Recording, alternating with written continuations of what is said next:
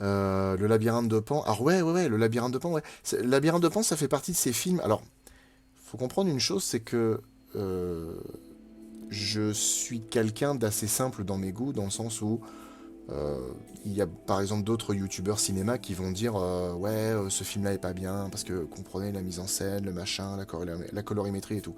Bon, la mise en scène quand même une importance, mais moi avant tout, ce que je veux au cinéma, c'est qu'on me raconte une histoire qui m'intéresse, qui me mette dedans en fait. Et en fait, le labyrinthe de Pan, ça fait partie de ces films qui sont stylisés, qui sont un peu, qui ont quelque chose en sous-texte qu'il faut comprendre, la nature humaine, la comparaison entre le monde des monstres et le vrai monde. Au final, les monstres sont quand même là. Mais voilà, le labyrinthe de Pan, ça fait partie de ces films que j'ai pas vraiment kiffé.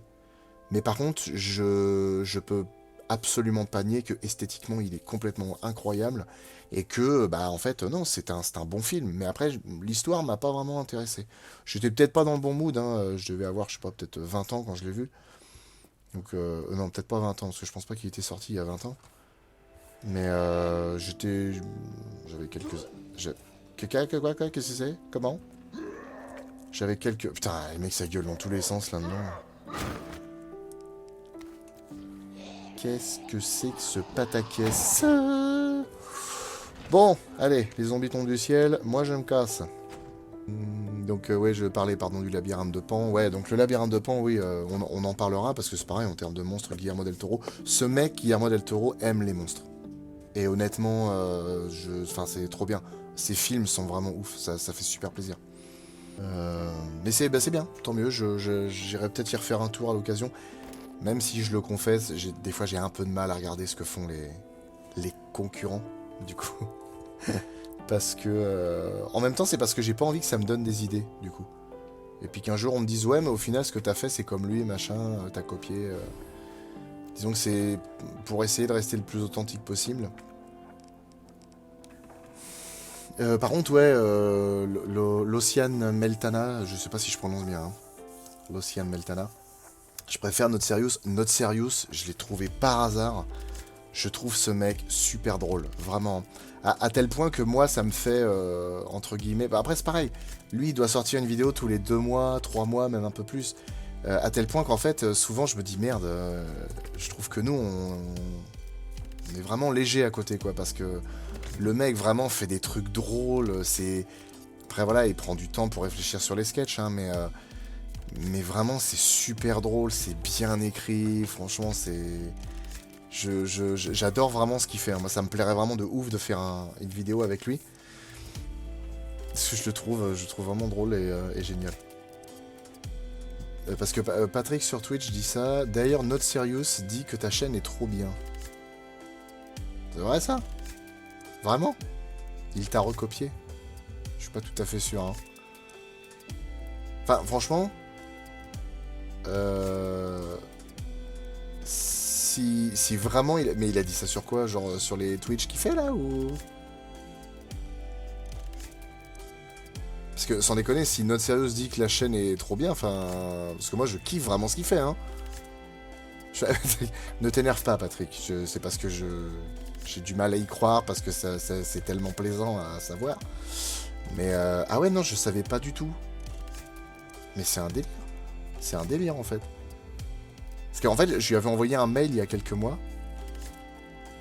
Non, ouais, non, je rigole, Patrick. Mais enfin, c'est marrant de voir le oui écrit en petit, puis après le oui écrit comme ça. Genre, mais oui. Ouais, j'y avais envoyé un mail il y a quelques mois. Je lui ai dit, tiens, si jamais t'as un peu de temps, ça me plairait bien un petit caméo et tout, machin. Mais du coup, enfin, j'ai pas eu de réponse, mais c'est ce que je disais, c'est que ça se trouve, voilà, il a peut-être. Soit il a pas eu l'occasion de le voir, parce que bah, il est peut-être surmené. Après, c'est pareil, hein, c'est un jeune papa aussi, hein. Ça m'a fait marrer d'ailleurs, parce que entre lui, moi, joueur du grenier, alors c'était joueur du grenier en premier. Mais en fait, on copie vraiment joueur du grenier, hein, c'est ouf, hein. Ah, encore un petit code de triche. On copie vraiment, vraiment JTG. Sur son Twitch en direct devant 300 personnes. Fodes. C'est pas mal, ça. C'est pas mal du tout. grenade incendiaire. Ah putain, je dois avoir un lance-grenade ou un délire dans le genre plus loin dans le film.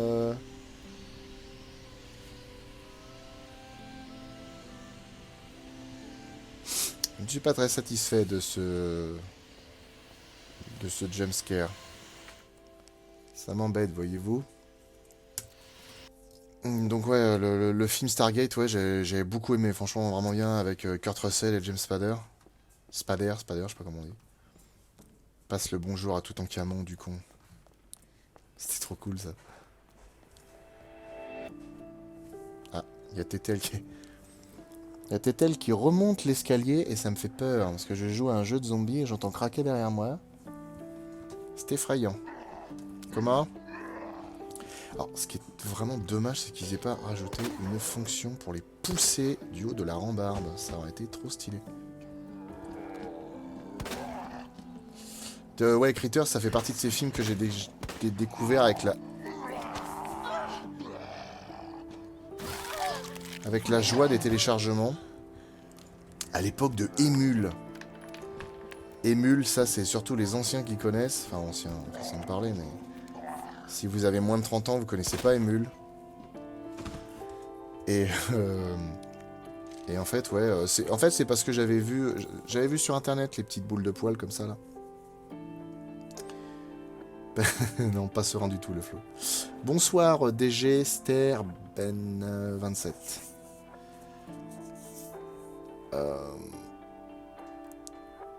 C'est tel qui arrive avec un chapeau et un impair. Ouais, du coup, Critters, pareil. Alors Critters, ouais, ça fait partie de ces petites perles comme ça des années 80, qui sont des sous-Gremlins. Encore, mais ça va pas. Est-ce que ça va pas bientôt finir? Bon. Merde alors. Ouais, en fait, ça fait partie de ces sous-Gremlins qui, pour le coup, sont pas mal. Hein. Le premier Critter, c'est plutôt sympa. Il y a une bonne ambiance. Bon, après, concrètement, c'est des boules de poils qui roulent, qui se jettent sur nous, qui tirent un petit peu les... Excusez-moi, tir d'auto. Pourquoi pas. Des petites boules de poils qui se jettent sur les gens et qui... Et quand on combine, cool. Ouais, cool. Qui sont voraces, mais par contre j'ai une vraie sympathie pour le premier, pas le premier, le deuxième, pardon. Le deuxième est tellement ouf, avec l'énorme boule de Critters là qu'il y a à la fin. C'est super drôle. Et puis en plus il y a les espèces de chasseurs de l'espace là, je sais plus comment ils s'appellent là, avec les espèces de gros fusils là. Et d'ailleurs il y en a un qui se transforme en une super banana de Playboy là. Alors je peux te dire que quand t'as Emule et que tu découvres ça à l'âge de 15 ans, t'es émoustillé par pas grand chose. Ah non, c'est une statue, putain, j'ai cru que c'était Mister X. Je vais dire merde, qu'est-ce qu'il fait là ce con là. Donc ouais, Critters, ouais, on en parlera. Mais après c'est pareil, Critters, c'est comme pour Créature, c'est qu'en fait ça fait partie de ces films où en version française, pour les DVD, t'as rien. Mais vraiment rien. Même le menu c'est de la merde. T'as pas de making of, y a pas de bonus, y a pas de set coupé. Alors que par contre, quand on achète par exemple l'édition Blu-ray avec les 4 films, pour chaque film, il y a un making of. Pour chaque film, il y a un making of. Franchement, c'est saoulant parce que c'est à croire que les diffuseurs de DVD de Blu-ray en France se disent non, mais ça sert à rien, les gens s'en foutent et tout, etc. Mais en fait, non, c'est trop dommage. Parce que bah, nous, ça nous prive d'informations. Et puis, je veux dire, si ça tenait qu'à nous, on en achèterait plein, quoi, des Blu-ray, des DVD. Donc, on en parlera, mais je pense qu'il faudra que j'achète la version américaine. Et puis, si j'arrive à en trouver une qui a des sous-titres en français, bah écoute, on verra, on se débrouillera. Peut-être une version espagnole ou italienne. Souvent, il y a des versions comme ça où il y a quand même des bonus. Dans l'indiscrétion de la vie privée. Mais du coup, ouais, vers 14-15 ans, quand t'as Emule et que, effectivement, comme le dit Mister Skyquake, Emule, pour ceux qui connaissent pas, du coup, sur le chat, c'était un logiciel de téléchargement. Et le problème d'Emule, c'est qu'une fois sur deux, la version du film que tu voulais télécharger, c'était pas vraiment la version que tu voulais. C'est une version que tu regardais, quand même, hein, parce que pour le coup, ça levait les sourcils. Mais on va dire que ouais, c'était aussi une bonne découverte à ce niveau-là.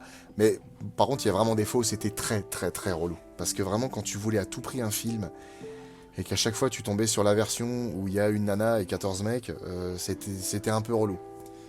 C'était un peu relou, surtout que j'ai eu une époque où j'essayais de trouver tous les films avec Terence Hill et Bud Spencer, parce que j'adore les films de Terence Hill et Bud Spencer.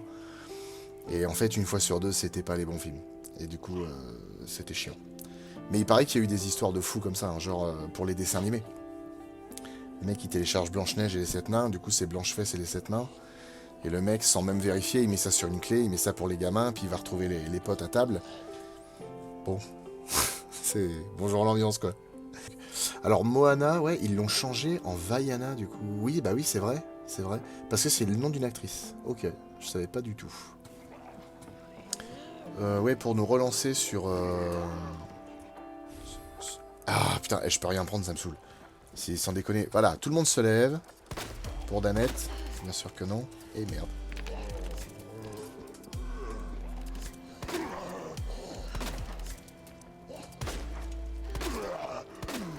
Oui, je sais, faut pas dépenser toutes ces balles, mais moi j'aime bien être tranquille, à l'aise, décontracté.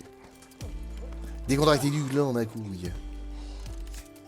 Je demandais si tu penses faire des hors-séries sur des monstres aliens apparaissant dans des films en tout genre. Ah oui, oui.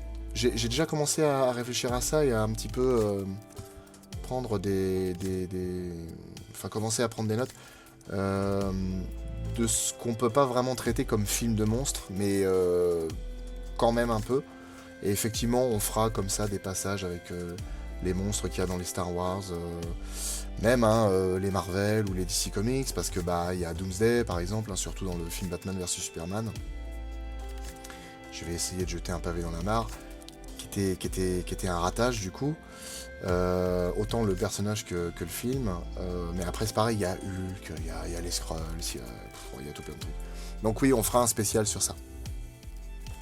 Une seconde diffusion pour les droits d'auteur, je vois pas ce que tu veux dire. Il n'y a pas une histoire de seconde de diffusion. Alors si oui, pardon, j'ai mal lu la phrase. Oui, oui, en fait, c'est un truc que j'avais lu, mais j'ai eu l'occasion de le remarquer un petit peu moi-même.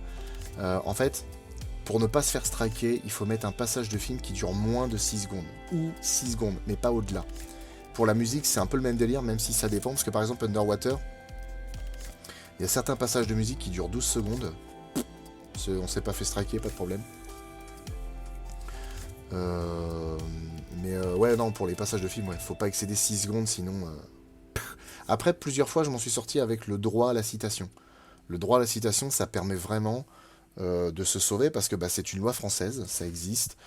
Comme toutes les lois, tu peux arriver à serpenter, parce que, en fait, d'un côté, on te dit, t'as pas le droit d'utiliser l'œuvre que quelqu'un a fait sans l'autorisation, mais en même temps, tu peux, si c'est pour un truc, une critique, si c'est pour une parodie, etc., etc. Mais ouais, c'est chiant ces histoires de 6 secondes, parce que, surtout au niveau de la musique, en fait. Parce que pour la musique, tu peux pas, ça m'est arrivé de le faire sur certaines vidéos, mais franchement, je l'ai fait à contre-cœur. Mais pour la musique, tu peux pas vraiment expliquer. Je veux dire, la musique, je dis toujours, bon voilà, la musique pour moi, elle m'évoque ça, on entend tel truc, il y a ce thème qui fait ça. Et 6 secondes, c'est pas suffisant. Franchement, pour écouter vraiment de la musique et pour comprendre un thème, un morceau, pour vraiment, vraiment percevoir le thème, 6 secondes, c'est pas assez. Faut au minimum une dizaine de secondes. Et encore, des fois, faut même aller jusqu'à 15. Donc non, franchement c'est chiant, c'est vraiment chiant. Je pense quand même qu'il devrait être coulant parce que sur la musique on devrait pouvoir aller jusqu'à 20 secondes et puis franchement même sur un film on devrait pouvoir mettre 30 secondes à la suite quoi. Alors après évidemment faut pas être un gros bâtard en mettant le film mais genre 30 secondes par 30 secondes puis espacé d'une minute. Le genre de film qu'on voyait dans les jeudis de l'angoisse, Carnosaur, Jeepers Creepers. Oui, c'est vrai, ouais, putain, les jeudis de l'angoisse, je me rappelle. Mais pareil, hein. Alors, Carnosaur 1. Alors, Carnosaur 1, c'est fou parce que j'ai un souvenir, mais vraiment de petit enfant. De mon père qui regardait Carnosaur, et je suis sûr que ça devait être en 94 ou en 95. après la sortie du film. Ça devrait être sûrement en 94. Et pareil, ça devait être sur Canal, en fait. Le film est sorti sur Canal et mon père le regardait. Et la scène du tractopelle avec le T-Rex m'avait marqué. Et la scène du Raptor qui transperce, qui footfuck, qui footfuck le shérif, je m'en rappelais, en fait. Mais j'avais pas réussi à revoir le film, je savais pas ce que c'était. Et en fait, par contre, j'ai vu Carnosaur 2. C'était pareil sur M6, ouais, c'était les jeudis de l'angoisse. Et ouais, Carnosaur 2, j'avais bien kiffé, ouais. C'était vraiment une copie d'Alien le retour. Mais ouais, c'est ouais, les jeudis de l'angoisse, c'était assez ouf, ouais. Alors ouais, en fait, le truc c'est que Jurassic Park 3, je veux dire, je tire dessus souvent à boulet rouge, mais ça reste un Jurassic Park, je l'aime bien. Honnêtement, il y a des trucs bien dedans, ça passe. Je veux dire, il est moins bon, largement moins bon que Jurassic Park. Il est moins bon que Le Monde Perdu, mais franchement, ça va. Il est quand même bien. Après, voilà, il est court. Bon, ce qui divise aussi pas mal les fans, c'est l'histoire T-Rex, Spinosaur. Bon, c'est un peu comme dans les Marvel, hein, ou juste les comics en général, ou même les mangas. Hein, les gens qui viennent te dire, ouais, Superman, il gagne contre Hulk. Mais non, c'est Hulk qui gagne contre Superman. Les mecs, celui qui gagne, c'est celui que le dessinateur veut faire gagner. C'est tout. Il n'y a pas de... Bon, après, on peut quand même arriver à mesurer les pouvoirs, à mesurer l'étendue de la force, machin. D'accord. Mais franchement, c'est des débats qui servent à rien. C'est des débats qui servent à rien. Mais effectivement, avec la sortie des Jurassic World, j'ai vachement relativisé Jurassic Park 3. Hein. Parce que Jurassic Park 3, ça va. Bon, Jurassic World, ça va. Jurassic World Fallen Kingdom, l'effet est bizarre parce que Jurassic World, ouais, j'avais détesté. Au fur et à mesure, je l'aime bien. Fallen Kingdom, je l'avais bien aimé au cinéma quand on l'avait vu. Et plus ça va, et moins je l'aime. Mais genre vraiment. Parce que je trouve qu'il y a plein de choses qui vont pas. Et puis qu'on se fout un peu de la gueule du monde aussi par moment. Il y a un truc ou deux comme ça où j'adhère pas tout à fait. Notamment l'Indoraptor. Hein. Moi je suis désolé, hein, le côté cartoonesque du Raptor qui lève la queue comme ça, puis l'autre derrière qui... Non. Ah, mon Dieu, il est vivant. Enfin, il y a beaucoup de choses comme ça qui m'ont fatigué dans ce film-là. Oh, le tarpa, descend de la ordure, allez. Oh putain, il est pas mort. Un sourire gêné aux lèvres, notre héros s'en va.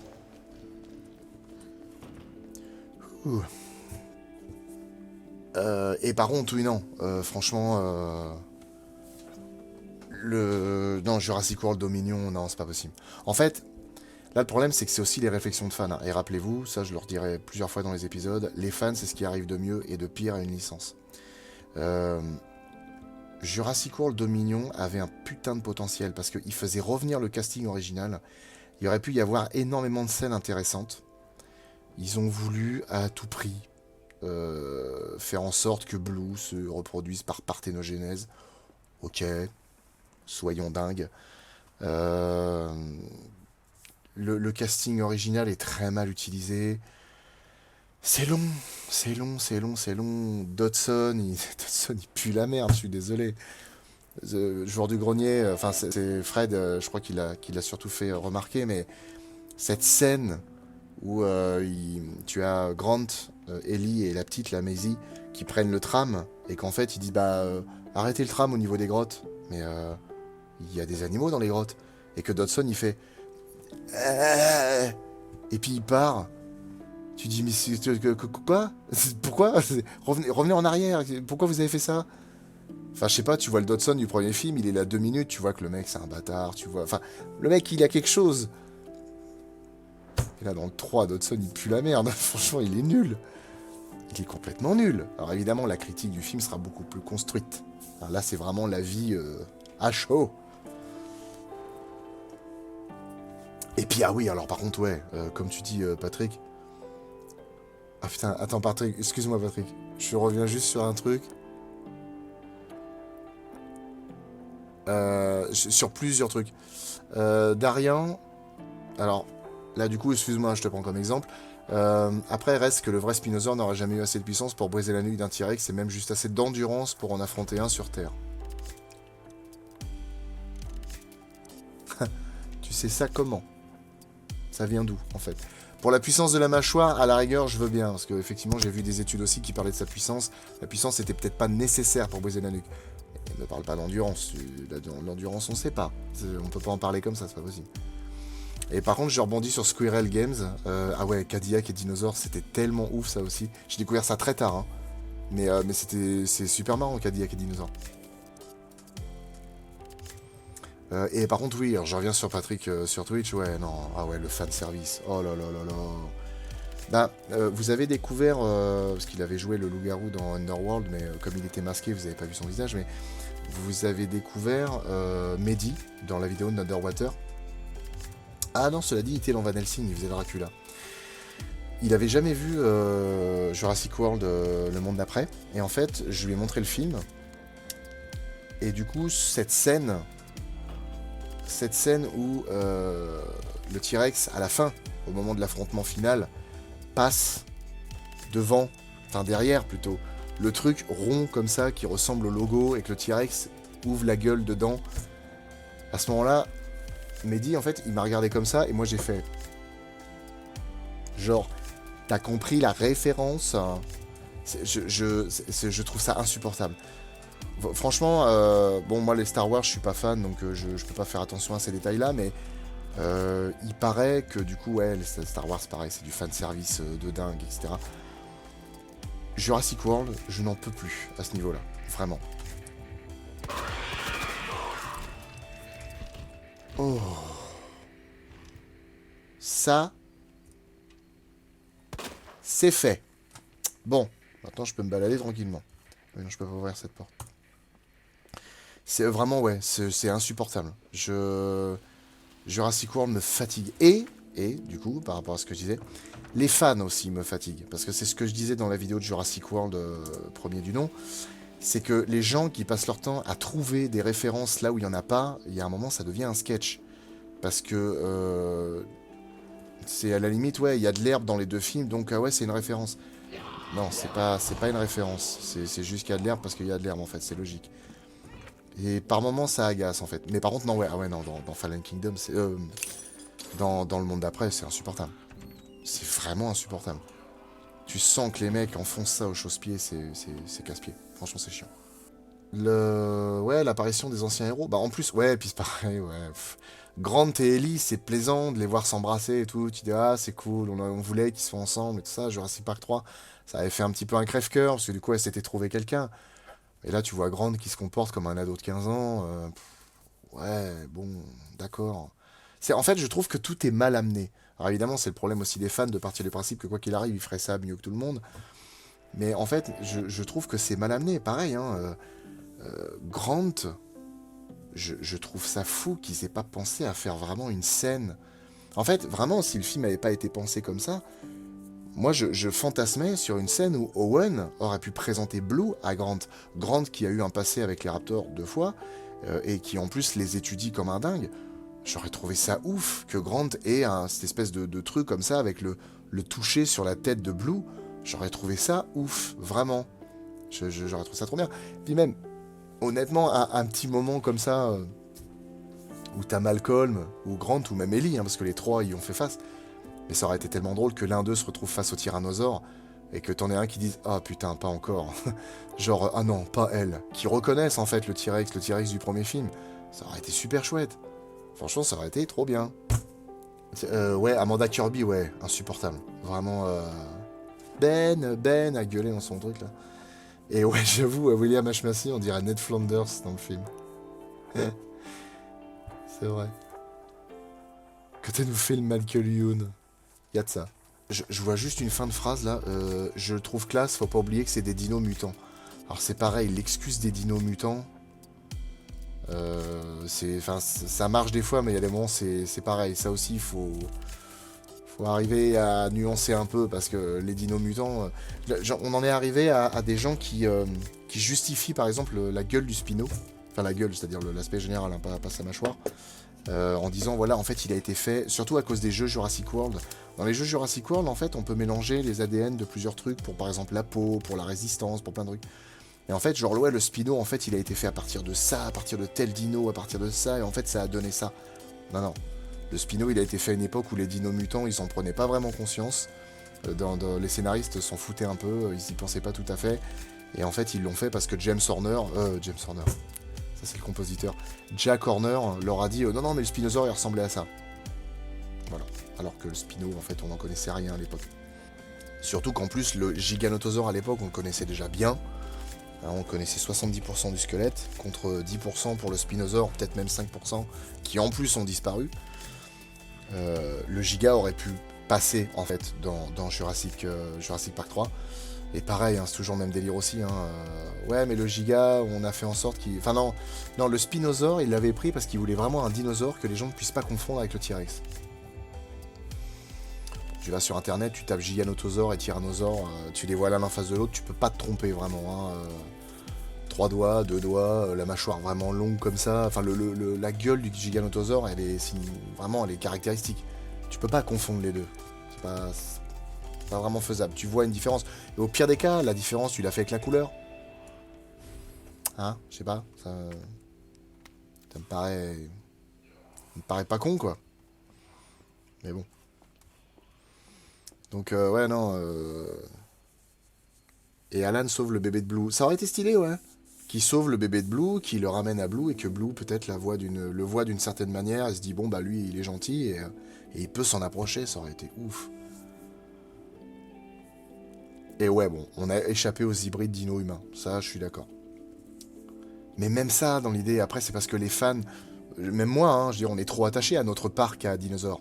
Hein Eh oh mais en fait, même ça, dans la logique de Jurassic Park, c'est tout à fait faisable. On est dans un film qui recrée des dinosaures, on est dans un film où la science peut tout faire. C'est pour ça que les hybrides, au final, non, c'était pas gênant. C'était pas gênant du tout. Parce qu'au contraire, les hybrides ont du sens. La manière dont c'est amené est complètement conne. Mais ça a du sens. Le Spino était probablement plus adapté pour vivre dans l'eau que sur Terre. Ça, d'accord, même s'il y a toujours un petit peu de... Mais bon, c'est pareil, de toute façon, il y aura toujours des scientifiques pour dire le contraire. Comme les crocodiliens. Mais si, grâce au squelette, on sait qu'il était quand même aussi gros que le T-Rex, en se basant sur d'autres espèces plus récentes ou contemporaines, il y a moyen que le Spino soit largement désavantagé contre le T-Rex sur Terre. Oui, non, mais c'est peut-être pas impossible. Mais ce que je veux dire, c'est que... C'est ce que je disais, par exemple, mercredi. C'est en fait le côté où on me dit ça de manière factuelle. C'est des suppositions, je veux dire. Après, bon, il y a un moment où on est des êtres humains, on fait appel à la logique. Effectivement, si c'était un animal vraiment adapté pour l'eau, sur Terre, il devait en chier, hein, c'est sûr. Hein. Tu mets un croco face à un ours, sur Terre, c'est pas sûr que c'est pas sûr que le croco arrive à tenir la distance. Par contre, dans l'eau, l'ours aura sûrement des problèmes. Et voilà, je pars du principe qu'il faut temporiser quand même avec la paléontologie. Ptérodactyle avec les dents... Ah oui, alors ça par contre, ouais. Non, les ptéranodons, c'est pas les ptérodactyles. Ptéranodons, ce qui est encore pire. Ptéranodon avec les dents, c'est encore pire. Parce que ptéranodon, ça veut dire aile sans dents. Donc bon. Les hybrides humains dans Super Mario Bros de 93. Ouais, putain, celui-là, ça fait tellement longtemps que j'ai pas vu. Alors, j'y pense parce que du coup, là, il y a des Darren qui parlent du Giga. Ça va faire 2 heures que je suis en live. Ouais, effectivement. Après, si ça vous embête, on peut arrêter, hein, du coup. Non, ouais, non, Patrick, tu parles du Giga dans le monde d'après. Pareil, le Giga, j'étais super content de le voir parce que c'est un dino que je trouve génial, fascinant. C'est un super prétendant aussi contre le Tyrannosaure. J'aurais trouvé ça ouf de le voir dans le 3, ça aurait été vraiment bien. Mais ouais, non, le Giga, ils l'ont tellement mal utilisé. Déjà, je trouve qu'ils ne l'ont pas présenté d'une manière épique. Je trouve ça vraiment dommage. Le Tyrannosaure, effectivement, ça prend 1 heure avant qu'on le voit. Mais dans Jurassic Park, même dans le monde perdu, hein, même si la scène n'a pas de sens, hein, parce que dans Jurassic Park, on te met dans la tête le fait que le tyrannosaure fait trembler le sol et les verres d'eau à partir du moment où il pose le pied au sol. Et puis en fait, à partir du moment où... à partir du moment... Waouh! À partir du moment où en fait il est, comment dire, dans le monde perdu, plus de bruit. Ils approchent de la caravane, plus de bruit, plus rien. Sur la pointe des pieds comme ça, attends je vais le faire plus haut. Ils s'approchent sur la pointe des pieds comme ça. Donc c'est un peu ballot. Mais en fait ouais le Giga est pas vraiment. Il n'a pas son grand moment comme ça où il est éclatant, où tu le vois. Franchement, la scène. Et encore, ça aurait pu. Putain, ça aurait pu. Cette scène où l'ancien casting et le nouveau se retrouvent et puis qu'il y a les bruits de pas et là il voit le Giga arriver avec toutes les sauterelles en flammes, etc. Là ça aurait pu être vraiment stylé, mais en fait le Giga, il est lent, il est là, il fait des trucs. Alors t'as des gens qui disent ouais mais il joue au chat et à la souris comme certains prédateurs. Oui, mais je veux dire un prédateur Alors en plus là dans le film, le Giga est vraiment énorme. Hein. Je crois qu'il fait 14 ou 15 mètres de long d'après les stats du... Comment dire du making of quoi en gros. Je pense pas qu'il ait vraiment envie de jouer en fait. Hein. Enfin je sais pas en fait. Pour moi il prend trop son temps pour un animal comme ça. Je le voyais pas vraiment faire ça quoi. Il est mou quoi. Enfin c'est chiant, ça brise le rythme un peu. Après par contre c'est super intéressant. Hein. Je vois les deux noms. Ils ont fait participer le Ptérodinosaure et le Quetzalcoatlus. Vraiment stylé, hein, le Ptérodinosaure en plus, bon, la fin, elle m'a tellement saoulé. Le T-Rex qui jette le Giga sur les griffes du Ptérodinosaure, mais je me suis mis la tête dans les mains. Franchement, j'ai fait ça, je me suis dit, c'est pas possible, c'est pas des Pokémon, putain. Laissez-les, arrêtez de faire ça. Au contraire, laissez-les pas se battre. Laissez-les pas se battre, laissez-les tranquilles. C'est pareil, hein, le T-Rex, manifestement, c'est une buse qui est pas capable de se défendre contre un prédateur de la même taille que lui. Si c'est pas tout petit, il s'en sort pas le Tyrannosaure, c'est affolant. Mais franchement, ouais, il y a quand même des nouvelles espèces, c'est cool. Alors le Quetzalcoatlus, on le voit trop peu, c'est un peu dommage. Ça aurait été bien de le voir, par exemple, au sol, en train de marcher sur ses ailes, comme ça. Parce que le Quetzalcoatlus, c'était immense, hein, ça faisait 4 mètres 50 de hauteur quand c'était debout comme ça. Il y avait quoi faire, hein. Sur les jeux Jurassic World, j'ai le premier, mais le premier, j'ai déjà rodé à mort. Par contre, le deuxième, j'y ai jamais joué, donc ça, on va pouvoir se faire plaisir dessus. Et je vais pouvoir faire beaucoup de live dessus. Arc, pareil. Alors Arc, du coup, j'en profite étant donné que le live va pas tarder à s'arrêter. Le truc, c'est que, ouais, avec lui, avec Syrophante, on va faire des lives sur Arc. On en fera sûrement sur d'autres jeux, hein. Y a pas de raison. Il n'y a pas de raison. Et après, de toute façon, vous savez, les jeux, il y en a tellement avec des monstres. C'est comme les films, hein. Franchement... On aura tellement l'occasion de faire des trucs de fou à ce niveau-là. Donc, vous inquiétez pas, hein, on traitera énormément de jeux.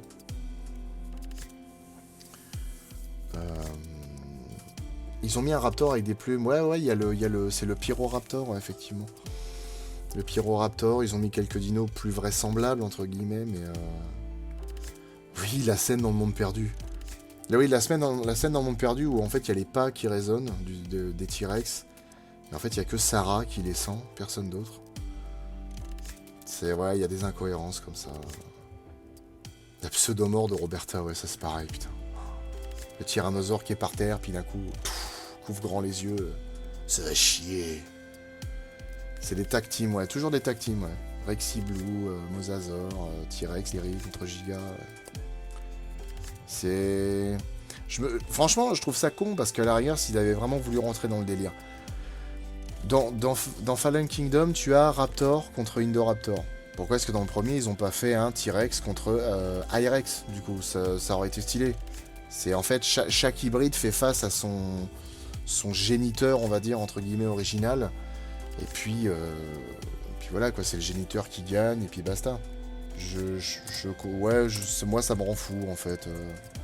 Ça part dans des trucs... En fait, pour moi, ils ont gardé que en tête le combat, pseudo-combat. À la fin de Jurassic Park, t'as le T-Rex avec les deux Raptors, et puis voilà quoi. Demon Lord, Behemoth, ouais, moi aussi je suis persuadé que les deux T-Rex à la fin, que Roberta rejoint. Je suis sûr que c'est Buck et Do, effectivement. On voit pas Junior. Bah après, en plus, ouais, il a dû grave grandir. Alors, il y a des gens qui pensent que Junior est mort dans le 3, du coup. Il y a des gens qui pensent que Junior est mort, mais en fait, non, moi, je pense pas. Hein. Je pense pas, hein, parce que du coup, c'est pas exactement le même T-Rex. Ce que je vous propose, c'est c'est d'aller faire un tour sur la chaîne de Syrophante. Si jamais le cœur vous en dit, ça lui fera beaucoup plaisir. Puis il n'y a pas de raison qu'on puisse pas se soutenir entre liveurs. Hein. Donc je vous souhaite à tous une excellente soirée. Je vous rappelle, n'hésitez pas à aller voir Syro. La prochaine fois, je saurai faire un raid, hein, vous en faites pas. Merci à tous d'avoir suivi. Je sais pas exactement combien vous avez été, mais je pense que... de toute façon, même si le nombre n'était pas élevé, la qualité était là. Donc je vous fais plein de bisous. Et je vous dis à très bientôt, donc à mercredi prochain. Bye bye.